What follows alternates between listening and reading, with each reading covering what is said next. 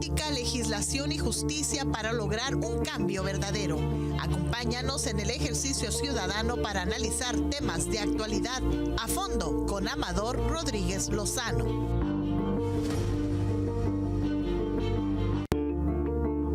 Amigos, amigas, muy bienvenidos a otro programa de la serie A Fondo con Amador Rodríguez Lozano y Alfredo Estrada Caravantes. Alfredo, pues hoy nos amanecimos, o más bien nos dormimos con una noticia terrible, pésima noticia para el mundo internacional, el mundo nacional. El gobierno fascista, porque no puedes declarar que sea de otra manera, de Ecuador utilizó fuerzas armadas y policías para entrar violentamente a la embajada mexicana, golpear al encargado de negocios y llevarse violentamente al expresidente que se encontraba allí en calidad de acelado. Y esto, amigos, que parece muy, dijéramos, sencillo, pues marca un precedente terrible en las relaciones internacionales. Las embajadas, de acuerdo a la convención que se firmó en Viena, se consideran, no son, pero se consideran como territorio soberano de un país, y ahí, única y exclusivamente, puede operar el derecho de ese país. Si es mexicana, solamente se aplican las leyes mexicanas, ¿no? No se pueden aplicar otras leyes. De hecho, por eso es que luego se ve, en la Ciudad de México lo vemos, no recuerdo bien aquí en el consulado en Tijuana, pero la Ciudad de México está resguardada, por ejemplo, la embajada de los Estados Unidos por miembros de los infantes de Marina de los Estados Unidos. Todas las embajadas norteamericanas así está. Es más, porque lo permite el tercer párrafo del artículo 31 de la Convención de Viena, que dice: con sujeción a las disposiciones de este artículo, el Estado tendrá la obligación especial de adoptar todas las medidas apropiadas para proteger los locales consulares. Sí, lo que sucedió en Ecuador ha pasado muy pocas veces en la historia y pues es algo que recuerdo una. Sí, pues yo recuerdo por ahí, escuché alguna de cuando hubo el tema que platicábamos fuera de aire. No conozco bien los detalles, pero lo que sí conozco son varios otros ejemplos en donde ni el gobierno de Estados Unidos, o en el caso de aquella crisis de cuando mataron a Salvador Allende en Chile y la Embajada de México le ofreció asilo a un grupo de chilenos, ni siquiera Pinochet ni las Fuerzas Armadas se animaron. No se animaron. Un dictador, un asesino que... ¿Un asesino? Pues no se animó. No se animó a violar la Embajada mexicana. ¿No? El caso de Julian Assange, ¿no? Bueno, ese es un problema para Ecuador. Sí, pues sí. A ver, amigos y amigas, miren, Julian Assange es un científico experto en computación que se metió a los archivos secretos del Pentágono y de la CIA y publicó en las redes sociales muchos de estos secretos. A él se le acredita el de los Panama Papers. Sí, Wikileaks, ¿no? Y creo que también Panama Papers, pero mucha información la regó por el mundo, confidencial y que muy comprometedora con algunas agencias del gobierno de Estados Unidos. Entonces, ¿no? Desde entonces los Estados Unidos lo quieren atrapar. Algún país lo acusó de Suecia de violación. De violación a un menor, lo acusaron de varias cosas, pero a pesar de todo esto, Julian Assange tiene pues 14 años en la Embajada de Ecuador en Londres. Y ningún país se ha atrevido a meterse a la embajada. Sí, que sería bien fácil, pues digo, lo que acaba de hacer Ecuador es terrible para las relaciones internacionales. Desde los tiempos de los romanos, los embajadores han sido considerados sagrados. Sí, inviolables, ¿no? Inviolables, ¿no? Sí, por eso incluso vemos cómo todo el personal diplomático a cierto nivel, ni se diga los embajadores, traen desde sus placas de circulación en sus vehículos para que sepan las autoridades del país que los hospeda, que bueno, tienen inmunidad diplomática. Sí, ¿no? hay por ahí una película ya de esas viejas de Mel Gibson, donde los sudafricanos, supuestamente en esta película, trafican con droga y cuando los van a detener, no los pueden detener porque dicen inmunidad diplomática. Soy diplomático extranjero y tengo inmunidad. Vamos a ver si tenemos algunas imágenes de lo que sucedió en Ecuador. En Ecuador, que fue terrible, sangolotean, golpean al jefe de Cancillería, que es el segundo a bordo después del embajador, ¿no? Que es que en realidad quien lleva, ese puesto es de quien lleva el peso de la embajada en términos de, ahí está. ¿No? Y realmente pues es muy complicado lo que sucede, ve, ahí está rodeado de... Sí, es que el jefe de Cancillería, este diplomático mexicano, salió y dio la cara y se opuso físicamente incluso a que ingresara. Ahí se ve cómo lo avientan. Ahí está cómo lo avientan. Mira, ahí lo tumban, sí. ¿no? Sí, lo sometieron, el ejército de ese país lo sometió, ¿no? Lo cual estas escenas van a dar la vuelta, sino es que ya están dando la vuelta al mundo. Ya dieron la vuelta al mundo. Yo ya vi, en la mañana estuve revisando todas las agencias, la BBC, la CNN, o sea, todas las agencias importantes internacionales, rusas, chinas, ¿no? Ya mostraron, miren, ahí están, ¿no? Ahora, México, desgraciadamente, pues no tenía personal armado ni personal preparado para una situación de esta naturaleza. Lo que va a suceder que en el futuro tengamos que tener personal armado y preparado. Debemos también mandar seguramente o marinos de la escuela de marina o colegio militar o de la Guardia Nacional pero tenemos que resguardar nuestras embajadas. Pues sí, pero es que era impensable, ¿no? Que pues alguna vez fuera a suceder algo así. Ahí están los ejemplos de Chile durante el golpe de Estado, que aún los militares que fueron autores de tantas pues homicidios, asesinatos y desapariciones. No nos dejemos llevar por una falsa información que está enviando la embajada. El gobierno de Ecuador. El gobierno de Ecuador dice es que el gobierno está protegiendo a un delincuente. Eso no es cierto. Este señor fue acusado, era una de las gentes más cercanas del presidente y fue acusado de corrupción y pasó 5 años en la cárcel, luego lo liberaron y en ese momento de libertad es cuando él se da cuenta de que se encuentra en una situación de su vida corre peligro, corre peligro, y entonces cuando va a la embajada mexicana y le empiezan a yo creo que fue en diciembre, ¿no? En ese inter 5 meses los ecuatorianos empiezan a cambiar todo y de repente ya aparece una sentencia condenatoria. Pero es posterior a que ya estaba en el... Sí, aún así, porque sí, eso es lo que están tratando de sostener para justificar su acción. Vi a un torpe locutor mexicano creer, no, es que no nos debemos de meter, estamos protegiendo a un delincuente. No, México tiene una tradición de asilo que, pues lo que le ha dado una gran reputación a la diplomacia mexicana en el mundo entero, ¿no? Desde siempre, pero pues... Había un chileno que era un extraordinario personaje, muy amigo mío, ya murió. Álvaro Bunster. Era un gran penalista. Y Álvaro fue el embajador de Chile en Londres.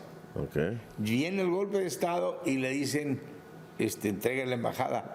Y él no la entrega. Y entonces, ahora sí, con la autorización de las autoridades diplomáticas chilenas, entra la policía a sacarlo y lo sacan cargando. Sí, porque no puede ingresar ninguna autoridad sin el consentimiento de las autoridades del país. Entonces, al que Álvaro, se representa. me acuerdo muy bien, un extraordinario jurista penalista que quien se negó a entregarla.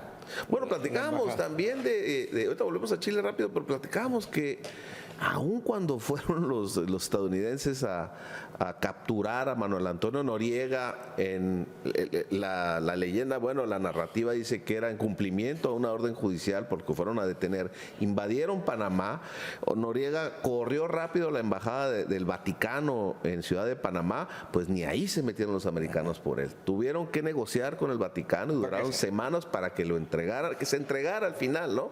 Pero ni ahí.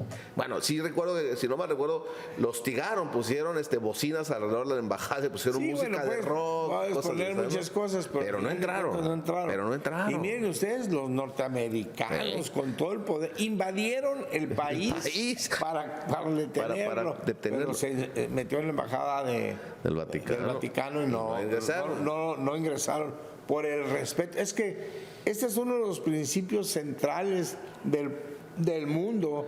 Sí. Esto que hizo Ecuador, si sigue de ejemplo, ningún país está salvo, ninguna embajada está salva. Claro, porque las embajadas es el sistema que permite que haya relaciones entre los distintos gobiernos del mundo. O sea, si no está tu representación segura, si un gobierno no está su representante no está seguro en otro país, aunque tengas problemas, o no los mandas, ¿no? O los sacas, y eso entorpecería todo el sistema de las relaciones internacionales. Mira, hay un tema que yo recuerdo muy bien. Tú ya contaste el de Chile, donde armado con la bandera mexicana. Bueno, no lo he dicho aquí, no lo he comentado aquí, lo contábamos allá afuera. Pero cuéntalo. Sí, el entonces embajador Gonzalo Martínez Corbalá tiene un libro que se llama Instantes de Decisión, se lo recomiendo a quienes nos están viendo y escuchando. Un libro que narra lo que pasó en el golpe de Estado aquel en el 73 en Santiago de Chile. Septiembre. Él era embajador mexicano y entonces estaba en un acto, en un evento, en su calidad de embajador, en un salón, en un lugar no muy lejos, pero fuera de la embajada de México en Santiago de Chile, cuando estalla el golpe. Entonces empiezan los combates entre las Fuerzas Armadas leales a Salvador Allende y los golpistas, que también eran miembros de las Fuerzas Armadas. Entonces él comenta en el libro que para poder llegar cuando pasa esto, acuden a ese evento muchos funcionarios entonces del gobierno del presidente Salvador Allende, que temían por su vida, sabían que los iban a matar. Porque era inminente que iba a triunfar el golpe, pues la mayor parte de las Fuerzas Armadas de Chile estaban a favor del golpe.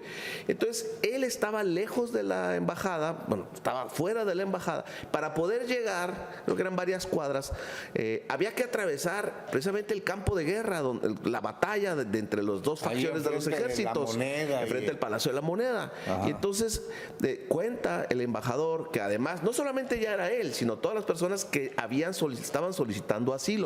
Dice que con una bandera mexicana cruzaron en donde estaban llevándose a cabo los combates, iban cantando el himno nacional y que no pararon los combates y nadie fue lastimado.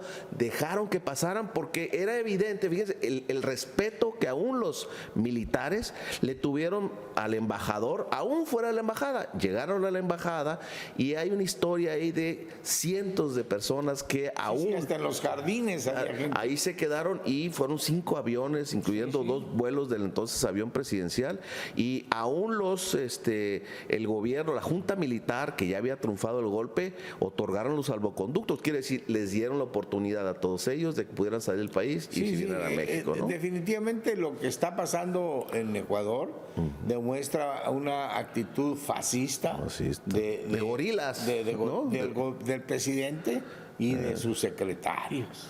Sí, de todo. Esto va a afectar al mundo, va a afectar a las relaciones internacionales si queda como precedente. Claro. Por eso insisto, pues no es, ya que ahora sí que el que se lleva, que se ríe se lleva. Que se ríe se lleva. Entonces pues van a entrar los americanos a la embajada de Ecuador en Londres y se van a llevar a Julian Assange, que es el creador de Wikileaks. Y es una gente que le trae muchas ganas, pero está en Ecuador desde el 2010 y del 2012, perdón. 2012. Está filtró en el 2006, está desde el 2012 y no le han hecho nada por el respeto a la No, el caso de Julián Assange también nos da... Yo un momento en el que cambió el gobierno, precisamente un gobierno parecido al que está ahorita en Ecuador, y desconocieron a Julián Assange. Pero los abogados de Julián Assange fueron ante la corte en Londres y dijeron, a ver, no puede ser que me hayan otorgado el asilo, el gobierno y ahora lo está desconociendo. Y la corte de Londres dijo, efectivamente, es decir, el señor está protegido porque ya le habían otorgado asilo. Jurídicamente está bien interesante eso, pero deja ver la importancia y el respeto que se le tiene en los países civilizados al asilo y a las sedes civilizados, nuestros gorilas. Exactamente, nuestros ecuatorianos. Miren ustedes, en el caso de Cuba, ustedes recordarán, pues hay una revolución en 1959, se declara comunista en 1963, hay una serie de expropiaciones de plantíos de azúcar, de yates, de casas, de dinero. Casinos. Obviamente los casinos. Sí. Pero fíjense ustedes, nunca entraron a la embajada norteamericana. Los cubanos. En el gobierno cubano. O sea, siempre el gobierno de Fidel Castro y los demás gobiernos revolucionarios respetaron la embajada norteamericana. Nunca se metieron a la embajada norteamericana, se pudieron haber metido y dijeron, pues aquí está expropiado este edificio. Sí, hay varios ejemplos como ese y los que hemos platicado en lo que las autoridades de los países, algunos muy poderosos, otros con mucho poder político como fueron los revolucionarios cubanos, no se han animado, por llamarle de alguna manera, o han respetado pues la inviolabilidad de los recintos diplomáticos, ¿no? Gracias a la Convención de Viena sobre Relaciones Diplomáticas, que es una convención que ha sido adoptada prácticamente por todos los países. Hay muchos ejemplos en México donde la diplomacia mexicana ha sido momentos estelares, ¿no? Por ejemplo, el expresidente Cámpora, ya son nombres que ya parecen que son de la prehistoria, pero Héctor Cámpora vivió del 76 al 80 en la embajada mexicana en Buenos Aires, porque lo querían atrapar la Junta Militar porque él permitió el regreso de Juan Domingo Perón y se la tenían sentenciada, como dicen los y tampoco entraron los militares. No entraron. Sí. Vamos a una pausa y regresamos.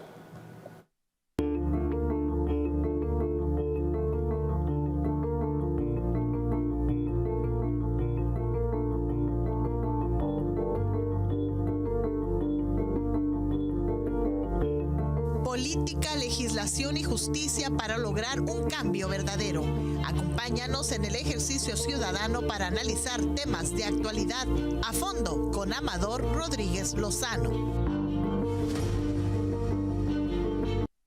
Únicamente para terminar este tema de Ecuador, ayer la Secretaría de Relaciones Exteriores, por instrucciones del presidente, rompió relaciones con el gobierno de Ecuador. Eso quiere decir que tendrá que salir próximamente el personal diplomático y consular que se encuentra en Ecuador y que tendrá efectos importantes sobre convenios, acuerdos y tratos que se estén haciendo. Yo creo que México debe sancionar fuertemente, no mandar soldados, ni mandar invadir, ni una guerra, ni mucho menos, pero sí debe establecer una serie de sanciones económicas y políticas al gobierno actual de Ecuador. No a los ecuatorianos, al gobierno actual de Ecuador. Esa es mi opinión personal. No sé qué piensa usted en su casa, que nos ve por la televisión y nos oye por la radio, pero una violación de esta naturaleza no puede quedarse sin castigo. Vamos a pasar a otro tema un poquito más light. Vamos a hablar de los debates presidenciales. Ya ven que próximamente... Mañana, creo, ¿no? Mañana es el debate presidencial.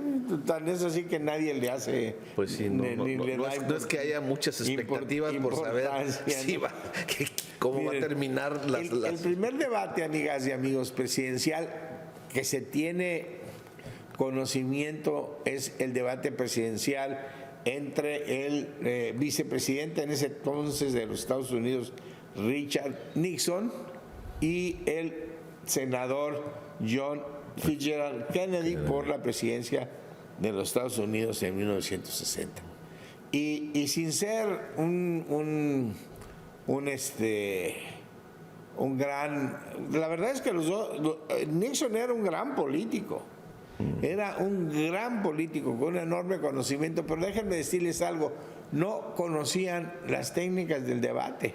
Y entonces Nixon había estado todo el día haciendo campaña y llega el debate y ya para entonces en su cara le aparecen lo que, no sé cómo le llaman Creo que le llaman la evening shade, ¿no? En inglés le llaman como la sombra de... pero ya te empiezan a salir pelitos en tu cara, porque ya son 7 de la noche y entonces pues ya empiezas cuando ya no aparece la cara limpia. Ya no aparece la cara limpia. Este debate fue el primer debate televisado a color.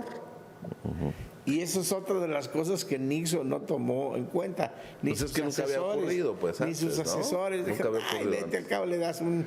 Porque era también muy buen polimista y tenía mucha más Le experiencia. vas a dar una friega a ese muchachito riquillo bostoniano. Pero Kennedy, asesorado por gente que sabía y que empiezan a fijar las reglas de los debates, llega bien bañadito, ¿no?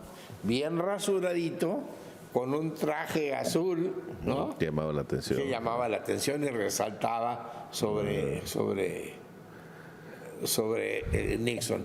Al final gana Kennedy por una ligera mayoría. En votos constitucionales realmente gana Nixon, pero en votos electorales, que es el sistema norteamericano, gana por cualquier cosa el senador Kennedy. Y todo se debe a este debate. Este debate que él sí le puso atención y su contrario no le puso atención. Mañana vamos a tener un debate. En México, en el año de 93, 28 de noviembre de 1993, si mal no recuerdo, dadas las circunstancias que habían pasado, lo de 88 con Salinas, Luis Donaldo Colosio, que además era un buen tribuno, reta y dice que va a convocar a debate. No sé si ya se le atrasaron en la... Sí. Fue un discurso, fue el primer discurso que dio después de que el PRI lo ungieron, lo destaparon, como se le llamaba en aquel entonces. En ese discurso él dijo, convocaré a debate a mis oponentes. Al final de cuentas, bueno, pues sabemos que asesinaron a Colosio, ¿no? Sí, nunca se llevó a cabo el debate con él. Se llevó a cabo el debate con él, pero el 12 de mayo del 94 se llevó a cabo en México el primer debate presidencial. De triste memoria para el presidente Zedillo, ¿no? Que fue Ernesto Zedillo por el PRI, Diego Fernández Ceballos por el PAN y el ingeniero Cuauhtémoc Cárdenas por el PRD. No, ya no lo saquen el video de Colosio, ya es tarde. Sí. Sí, en ese debate quedó en evidencia pues las dotes de gran tribuno que tenía. No, yo recuerdo que Diego Fernández Ceballos y la nula experiencia. Era aburrido Zedillo. Era aburrido, sí, para poder debatir, para poder presentar ideas. Yo era candidato a senador y nos convocaron en el PRI aquí en las oficinas que hoy están apestosas y terriblemente abandonadas en el PRI, ¿no? Para ver el debate. Y bueno, pues indudablemente que el aplauso de los priistas fue para Diego Fernández de Ceballos, porque Cárdenas siempre ha sido el dueño, el amo de los sueños, que me acuerdo mis profesores de Derecho. Nunca fue polemista, nunca ha sido polemista, pero además te duerme.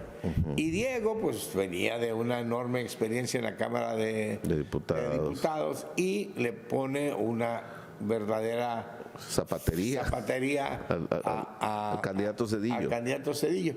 Lo cual demuestra que los debates no sirven para nada, porque Zedillo ganó por 20 millones de votos, el PAN no llegó ni a 5, ¿no? Cárdenas quedó muy bajo y el candidato Zedillo tuvo una votación extraordinaria. ¿Por qué? Porque había en ese tiempo una gran organización electoral que se había construido y modestamente la había construido yo y se la habíamos entregado a Colosio poco antes de su muerte en unas oficinas que tenía en Aniceto Ortega. Entonces todo estaba preparado para un triunfo contundente. No sirvió de nada el debate. Lo ganó Diego Fernández de Ceballos, pero no tuvo ningún efecto en el resultado de la votación. El resultado de la votación. El segundo debate, las características son distintas. En el segundo debate, recordarás, Vicente Fox ya está muy enfrente, ya está muy echado para adelante, ¿no? Había hecho una buena campaña. Había hecho una buena campaña, sí. Y genera algo importante. Este hombre puede desbancar al PRI. Claro, ya estamos cansados de la esperanza, del PRI, pues, ¿no? Y este hombre puede ser el que nos saque de esa situación. La Bastida, pues la verdad, mi amigo La Bastida se mostró muy poco conocedor de los temas, muy...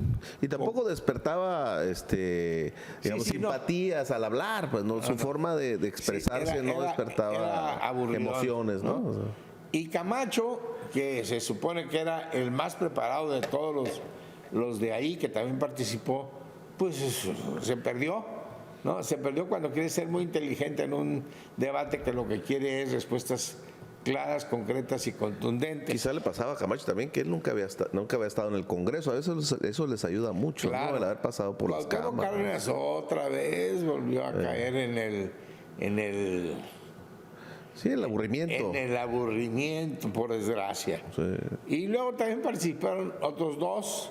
Acuérdense que participó Porfirio Muñoz Lero, brillante, talentoso, un gran polemista, pero pues por el PAR nadie le daba una sola posibilidad, aunque se mostrara brillante, talentoso. Otra vez se demuestra que de nada sirve ser el mejor polemista y ganar el debate.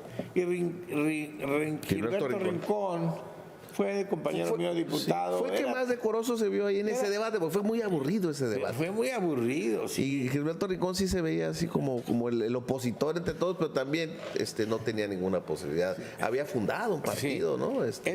El siguiente debate, tenemos un minuto, es Felipe Calderón, Roberto Madrazo, Roberto Campa, que ha desaparecido, y Patricia Mercado, que ahora está creo que en Morena. Fue también aburridísimo ese debate, y lo único que demostró pues es que Roberto no tenía las circunstancias personales para ser presidente de México. Vamos a una pausa y regresamos.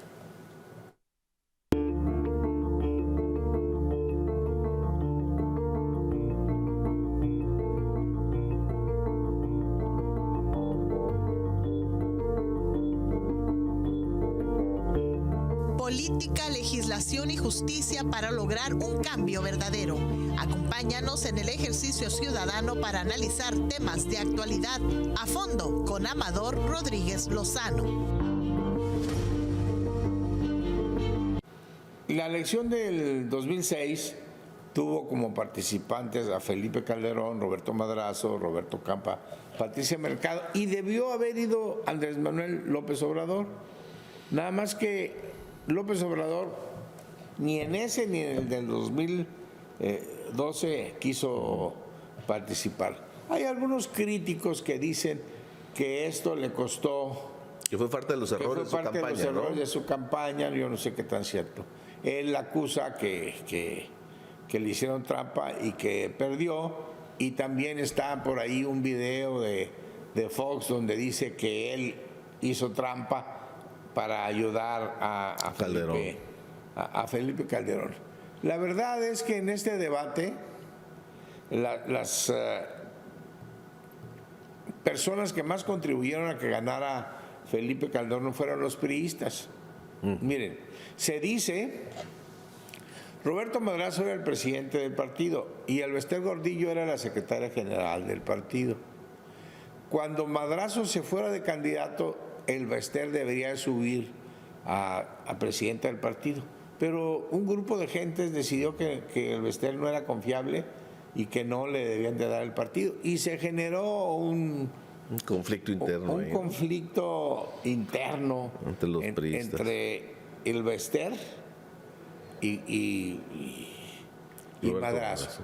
Se dice que el Bester empezó a buscar a gobernadores priistas. Hay una grabación de una llamada telefónica de ella con, no es cierto, del coordinador de la campaña de Fox en ese momento, agradeciéndole al gobernador de Tamaulipas, priista, que los haya apoyado. Sí, entonces... Perdón, sí era el coordinador, que los haya apoyado al momento de la elección. Hubo varios gobernadores, hubo traición, entre ellos el del Estado de México. Por eso es que después tenía una enorme relación, porque le ofrecieron que él sería el próximo candidato, ¿no? Y entonces hubo una traición ahí, independientemente de las circunstancias. Felipe Calderón posiblemente no debió de haber ganado la presidencia. López Obrador efectivamente tenía mejores números. Hay que recordar que había un complot contra el presidente, que habían contratado a este español que se llama Solá y que inventó esta frase que hoy quieren seguir usando: López Obrador es un peligro para México, y que todavía el domingo de la elección el INE, que ahí está Luis Carlos Ugalde hablando, permitió que los empresarios siguieran machacando con esa frase del día de la elección. La verdad es que hubo, como dice el presidente, un complot. Sí. Para evitar que López Obrador llegara al poder. Y se dice que López Obrador tampoco quiso negociar con el Bester, y como sea el caso, pues los resultados fue que ganó, como dice Noroña, Felipe Corazón de Jesús. ¿No? El Sagrado Corazón de Jesús. Corazón de Jesús. Calderón Hijos. No. Es muy chistoso. Pero es que parece que sí, ese es el nombre. Bueno, ese es su nombre. Una anécdota. En la Cámara de Diputados, Juan de Dios Castro era un diputado muy aguerrido. Muy aguerrido del panista, PAN, ¿no? Sí. ¿no? Y había un diputado que era de Aguascalientes, Miguel Ángel Barberena, que después fue gobernador. Y siempre que subía a la tribuna, siempre decía, y como dice el diputado del PAN, Juan Castro. Y se enojaba Juan de Dios Castro. Y desde acá abajo le decía, perdón, Juan de Dios. Y entonces Barberena, que era una gente con una enorme capacidad de respuesta, le dice, dispénseme, diputado, pero yo no pronuncio el nombre de Dios en vano. Y la Cámara se burlaron, la Cámara se rió, le aplaudieron a Barberena. Bueno, esa es una anécdota. Vamos a la elección del 2018, que hubo debate, ¿no? El problema de los debates en México es que ¿qué tiene que hacer? ¿No? Aparte del formato, que es aburridísimo, ¿qué tiene que hacer el Bronco ahí con el 3%? O Patricia Mercado con el 3%, ¿no? O muy respetable Javier Cuadri, o Gilberto Rincón. Es que estás tocando un tema bien interesante, porque, a ver, lo que dicen las autoridades electorales son, pues debe haber piso parejo para todos en la campaña, y si se va a debatir, pues eso es lo que dicen, pues, ¿no? Pero a eso voy. En Estados Unidos, cada vez que hay campaña, hay como 6, 7 candidatos a la presidencia. Así es. Pero los medios de comunicación se los pasan por el arco del triunfo, dicen, nada más vamos a invitar a los 2 favoritos, y los demás, pues hay que hagan lo que quieran, ¿no? Ajá. Y en México tiene no. que ser ahí Margarita Zavala, por favor, que se vaya a ver los frijoles allá con... Sí, entonces esa parte... servirle un Bacardí a Felipe. Esa cultura que tenemos en México en materia electoral, súper formalista, de que tiene que haber... Miren, yo dije, y lo vuelvo a repetir, yo si fuera Claudia Sheinbaum, no iría al debate de mañana. ¿Con quién voy a debatir? ¿Con una gente que tiene un 3% y con una gente que tiene 30%? ¿A quién le sirve el debate? Sí, a esos dos. A esos dos. O sea, no tiene nada que ganar Claudia Sheinbaum. No tiene nada que ganar Claudia Sheinbaum. Claudia Sheinbaum ha mostrado una enorme inteligencia, mucha capacidad, mucho propuesta. Es una gente mucha que seriedad, ¿no? Que tiene mucha seriedad y que tiene muchas propuestas inteligentes. No, ¿a qué va el debate? Sí. Sí, claro. A que le falten el respeto, a que se quieran reír de ella. Ahora, lo que sí hay que decir es que nuestro país, acabas de narrar. Además no son obligatorias. Acabas de narrar una crónica que nos deja ver que los debates en México son más bien aburridos, han sido más bien aburridos, ¿no? Si no es que aburridísimos. Y Colosio fue el que los inventó y lo mataron. Exacto, además, ¿no? Entonces, en México falta también modificar el formato para empezar a quitarle lo aburrido a los debates. Lo que sí es que aunque uno recuerda todo lo que la crónica que acabas de hacer, pues cada debate antes de que se lleve a cabo despierta morbo, ¿no? Es decir, parte del electorado, la gente que está más o menos siguiéndole la pista a lo que pasa en las campañas, pues sí están atentos a ver qué va a decir Xóchitl, ¿no? Pues no, pues las especulaciones que nomás va a estar atacando a Pero además a ella y Títere y el presidente López Obrador, bueno, no tiene caso, yo ya sé lo que va a pasar. Y entonces es morbo, pues también hay gente que dice, yo quiero ver eso, ¿no? Quiero ver que Xóchitl, que además ha demostrado que no ha hecho una campaña con seriedad, pues ¿por qué tendría que ser seria en el debate? A lo mejor va a dar hasta de qué hablar, dijo que no tomaba y después sale que no tomaba una gota, dijo frente a Ciro Gómez Leiva en una entrevista esta semana, no tomaba, y sale la foto empinándose la caguama, ¿no? La cerveza Victoria. Hay una acta de nacimiento, hay un acta donde dice que es soltera y otra acta donde dice que es casada. Digo, no tiene seriedad. Pero bueno, pues allá Claudia y sus sesudos sus estrategas, ¿no? Yo no iría a ese debate y aceptaría si acaso perder 1 o 2 puntos por esa situación. Matemáticamente Claudia ya ganó. Esa es la realidad. Sí, ese arroz ya se coció, ¿no? Hay otro tema que quiero hablar. Ustedes saben muy bien, desde el principio lo he dicho, estuve trabajando con Claudia Sheinbaum, estoy convencido de su capacidad, de su liderazgo, que va a ser un gran presidente de México y que va a ser una persona que va a impulsar una enorme transformación, porque así lo hizo en la Ciudad de México. Pero hay cada cosa que anda ahí alrededor de ella. Esta semana vi a Corral, que nunca ha sido un santo de mi devoción. Al exgobernador de Chihuahua. Gobernador de Chihuahua, panista. Panista o expanista, no sé si ya renunció. Bueno, vamos a hacer. Deja tú que se arrepintió y se fue a Morena. Total, se vale, ¿no? Pero le dan la palabra para presentar una serie de propuestas para anticorrupción y me dio vergüenza lo que dijo. Lo único que crea es una agencia federal de anticorrupción, más burocracia, ¿no? Que hay un acuerdo colectivo para resolver los temas de corrupción de manera coordinada. Mira, el tema fundamental de la corrupción, ¿quién lo señaló? El presidente, ¿no? Miguel de la Madrid. Bueno, sí, en la historia. Sí. Claro, cuando terminaba el sexenio del presidente López Portillo, ¿no? Que había habido unos escándalos en ese sexenio. La renovación moral de la sociedad. Y él crea la Secretaría de la Contraloría, ahora de la Función Pública. No ha servido para nada, para nada. Luego en la Cámara, nosotros creamos, y eso me tocó a mí, crear el órgano de fiscalización superior, y en principio empezó a funcionar muy bien y de repente no sé cómo le llegaron al precio, pero ya ni ese funciona ya no da bien, resultados, ¿no? tampoco. El presidente de la Madrid crea la primera ley de obra pública, que la hizo, por cierto, mi amigo queridísimo campechano y senador Trinidad Lanz Cárdenas, que era el director jurídico de la Contraloría. Y Trino, que es un extraordinario jurídico, hace esta muy buena ley. Pero ¿qué sucede? Es nula. ¿Tú sabes cómo se dan las licitaciones ustedes, amigas y amigos que nos oyen?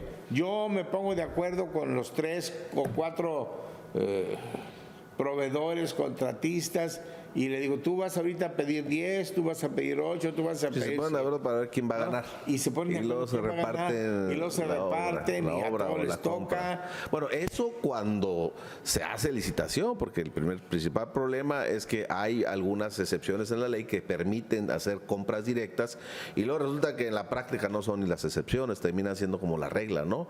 Que se agarran de esas hipótesis y compran directamente. ¿no? Eso es. La corrupción, señor presidente, es cierto, se ha atacado y cuando se conoce, se ataca. Es cierto, ahí tiene usted toda la razón. Pero abajo en el país hay una podredumbre, señor presidente. Los oficiales mayores, los secretarios de Hacienda, todo es dinero, todo es corrupción. ¿No? Sí, hay mucho que se puede trabajar. Entonces, lo que dices tú, que lo que presentó el exgobernador Corral, pues decepcionó, pues ¿no? Para mí sí. Pues sí. No sé a quién le emocionó, pero pues es algo que yo no haría. Bien, vamos a una pausa y regresamos.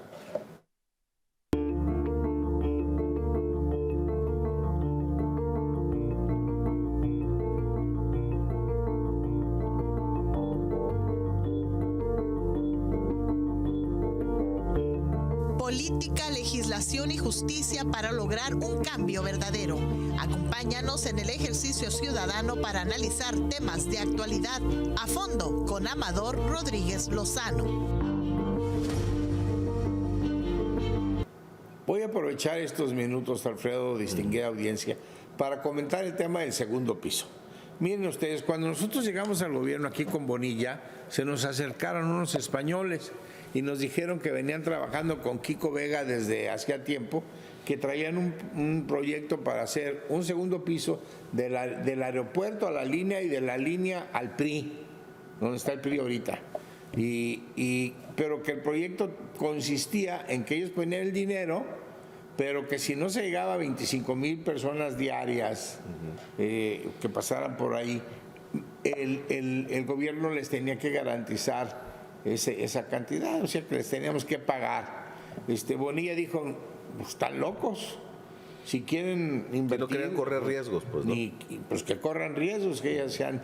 Y bueno, estuvimos platicando con esta gente. Para empezar les dijimos, número uno, de nada sirve hacia el PRI, porque miren, yo vivo por ahí de Tijuana y yo les digo que del PRI al Cañón del Matadero es un verdadero problema. Necesitan llegar hasta el Cañón del Matadero. Y se rediseñó, estas creo que fueron 4 kilómetros, subió casi 500 millones de pesos, 600 millones de pesos, sí. Pero era algo muy sencillo, era un segundo piso. Y entonces se contrató al mejor que había en aquel momento, a José María Riobó, que fue el que hizo los segundos pisos en la Ciudad de México. Costó un dineral el proyecto de 100 millones de pesos. Por eso me extraña todo lo que te voy a contar. Es decir, ya había un proyecto estudiado por la gente que más sabe y duró meses con ese proyecto. Se hizo una convocatoria, se le otorgó a una empresa de Monterrey. La empresa de Monterrey al final se declaró en quiebra, que no tenía dinero, y al final se le otorgó a otra empresa que iba a meter 1.200 millones de pesos. Ellos iban a correr el riesgo y lo iban a hacer en 8 meses. De repente llegó el presidente de la República, sin que nadie se lo pidiera, no sé, y dijo, ya no lo va a hacer la iniciativa privada, lo va a hacer el gobierno y va a costar 10,000 millones de pesos. Fíjate, de 1,000 millones a 10,000 millones. Bueno, y lo va a hacer la Marina. Y bueno, ahí empezaron a hacerlo. Y de repente, como se ve que no conocen Tijuana, la topografía de aquí, o que quieren sacarle más dinero o gastar más dinero, no sé yo. Pero de repente dijeron, va a haber un túnel aquí y otro túnel allá, y no sé, y túneles, cuando no eran eso, el proyecto. Por el segundo piso era el segundo proyecto era suficiente. Un puente desde el aeropuerto a la línea, y luego ahí una entrada, una bajada y otra subida y bajada bajabas ahí al PRI si querías para bajar al centro, o te dejaba hasta el cañón del Matadero, ya casi entrando a la línea internacional. Iba a costar 1.200 millones de pesos. Ese era el proyecto original. Hoy de repente vimos una noticia reciente de hace unos días que dice ya no habrá esos famosos pasos a desnivel, ya no habrá, no pasos a desnivel, no, ya no habrá túneles. Sí. Porque nos hemos dado cuenta que Tijuana tiene una tierra que no es recomendable. Que no es recomendable, ya no va a haber túneles. Ahora vamos a hacer solamente segundos pisos. Señores, no es posible, por favor, tengan seriedad. Ustedes, autoridades, fájense los pantalones, defiendan a la ciudadanía, defiendan a Tijuana, defiendan al Estado, no dejen que, no se asusten que porque son marinos, no importa que sean marinos, no importa que los mande el presidente de la República, cuando uno tiene la razón, tiene que luchar por ella, y ya había un proyecto muy claro de cómo construir el segundo piso y costaba 1.200 millones de pesos. Nos vemos la semana que entra, amigas y amigos, con otros temas de a fondo con Amador Rodríguez Lozano y Alfredo Estrada Caravantes.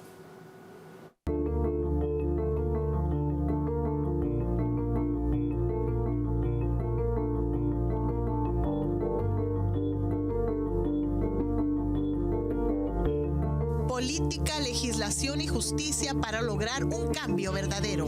Acompáñanos en el ejercicio ciudadano para analizar temas de actualidad a fondo con Amador Rodríguez Lozano.